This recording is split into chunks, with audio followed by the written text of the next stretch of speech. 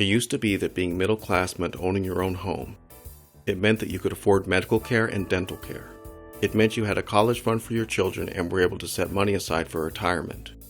It meant that all your family's expenses could be covered with only one spouse working outside the home. This is Michael Berger with SolutionsForLiberty.com. Let's continue. The reason it used to be that you could cover your expenses is because you could earn a living wage even if you only had an entry-level job like working the front desk of a hotel. If you had a college degree and a good job, you might not even bother with a mortgage, choosing instead just to save up for a few years and purchase a house outright. But as time went on, it became increasingly difficult to become a first-time homeowner. Buying a home became something that often required you to choose between taking out a 15 or 20-year mortgage or for both you and your spouse to work outside the home.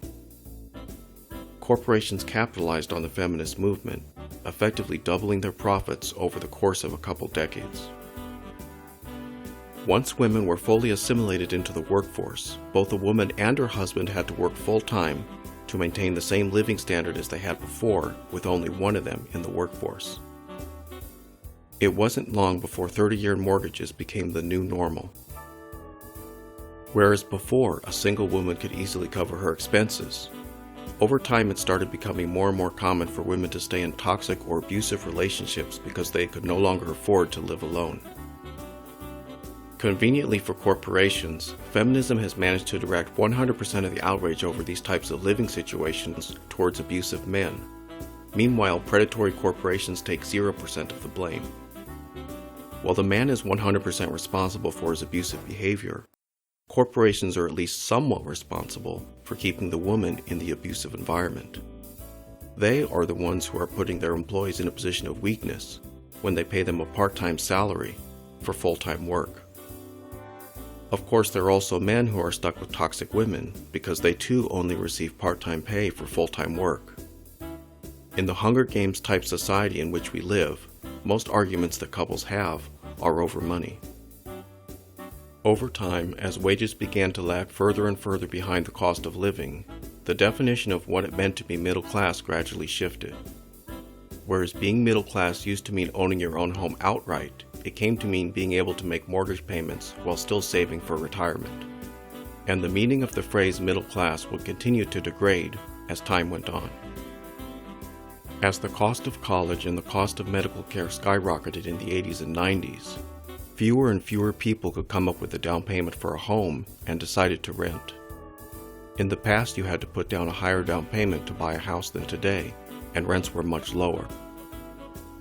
This was back when people could easily cover their rent with what they earned the first week of every month.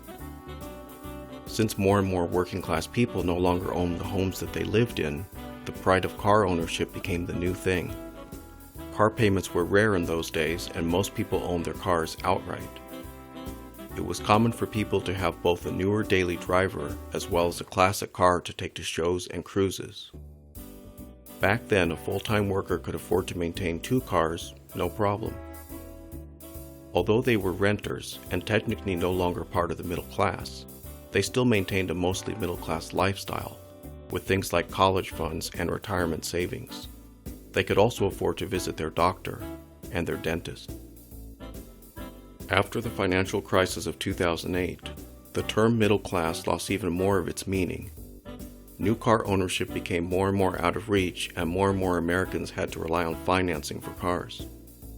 Often they could only afford one car, a daily driver, something that, although reliable, was uninspired and uninspiring. With the recent invention of the iPhone, the pride of cell phone ownership became the new thing. Although your car may have been financed or leased, although you no longer had sufficient retirement savings or a college fund for your children, although you were either renting or decades away from paying off a mortgage, you could still be considered middle class, as long as you could keep up appearances and always own the latest iPhone. Today, as we go into the year 2022, being middle class in America no longer has anything to do with the American dream of home ownership. Today, being middle class has come to mean that you are not homeless, that you don't need to use the laundromat because you have a washer and dryer at home, that you are not on government assistance, or that you don't live in a trailer park. Today, children and teenagers have a strong, almost pathological desire to have the latest cell phone. This has nothing to do with calling or texting features, nor does it have anything to do with battery life or screen size. It has nothing to do with any deficiency in any older phone or any less expensive phones. It's about showing other children that they are not poor, that they are part of the middle class. It's about them being able to say, "I'm not poor. I have a brand new iPhone 13 Pro Max. Never mind that it won't be paid off for a couple of years, I'm still part of the middle class. I identify as middle class." Cell phone manufacturers have caught on to this trend, and prices for these Chinese phones have gone through the roof. Instead of becoming less expensive over time like other computers, in the decade and a half since the iPhone was introduced, the price has more than doubled. With an initial price of $600, one would have assumed that 15 years later the cost of a new iPhone would be closer to the $300 range than the $1,200 range.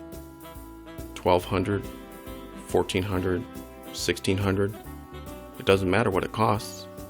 Either you find a way to afford it, or you're no longer middle class.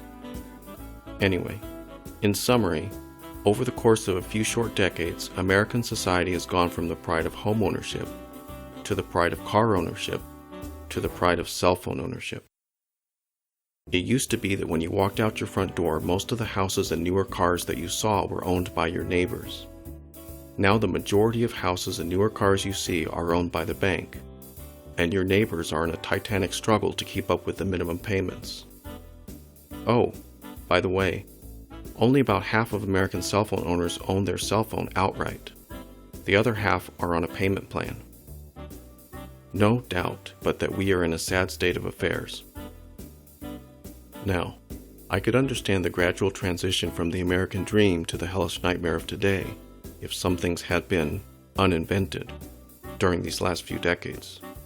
For example, if the assembly line had been uninvented and each worker was simply no longer able to be as productive as they were in, say, 1960, then I could understand that people would not be able to maintain the same level of living as they did back then.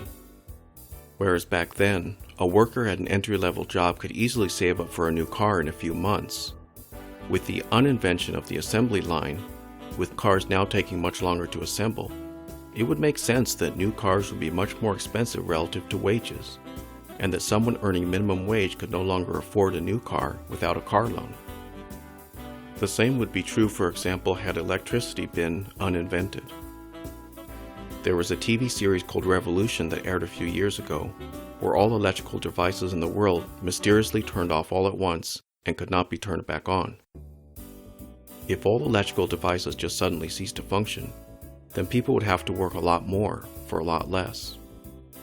Of course, a man in 1960 could easily support a family working an entry-level job at an electrified workplace. Today, however, after the uninvention of electricity, it's understandable that couples can barely make ends meet, even with both of them in the workforce. Of course, in reality, no technology used in manufacturing has ever been uninvented. Therefore, there should be no reason that a full-time worker today would have to have a car payment or struggle to cover their housing costs. I mean, if an entry-level wage allowed one person to provide for a family in 1960, then an entry-level wage in 2022 ought to do the same thing, right? Of course, there's a flaw in my logic. There's a flaw because although nothing has been uninvented since 1960, there are a lot of things that have been invented. According to the United States Bureau of Labor Statistics, the productivity of the average worker has more than doubled since 1960. Not all of this increased productivity is due to technology, however, because we also work at a much more frantic pace than people did in 1960. If a worker in 1960 could cover their expenses and those of their spouse and children by working full-time, then you should be able to cover all your and your family's expenses with a part-time entry-level job, 20 hours a week. Can you do that? No, you can't, can you?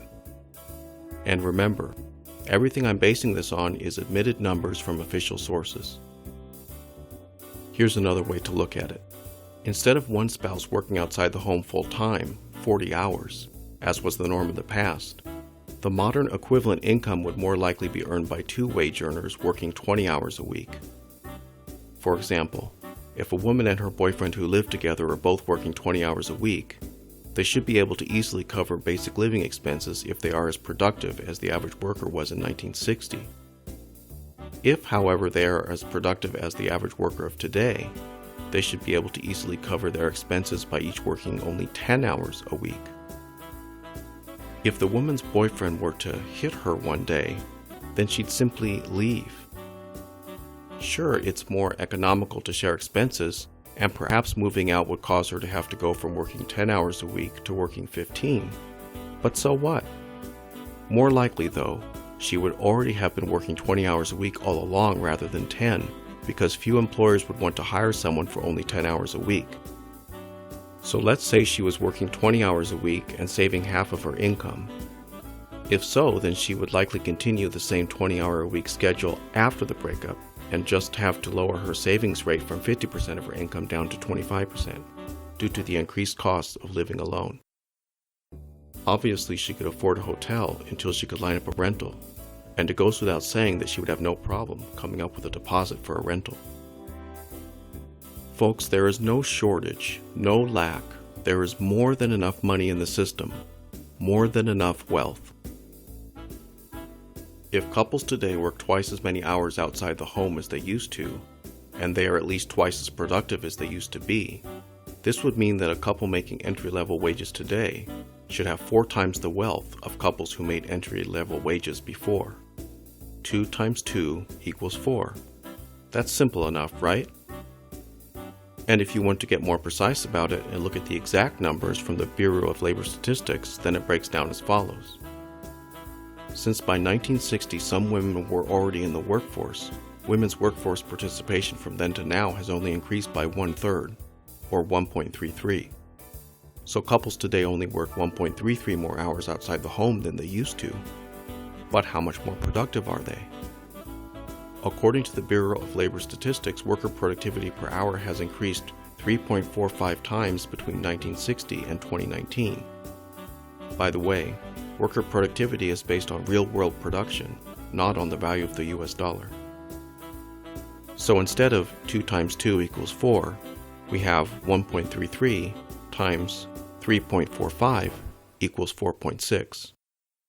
Couples today are actually 4.6 times more productive than in 1960 and should therefore have 4.6 times the wealth.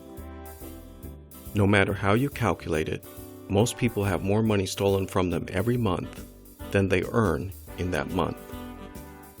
Actually, we should not use the word earn when talking about pay.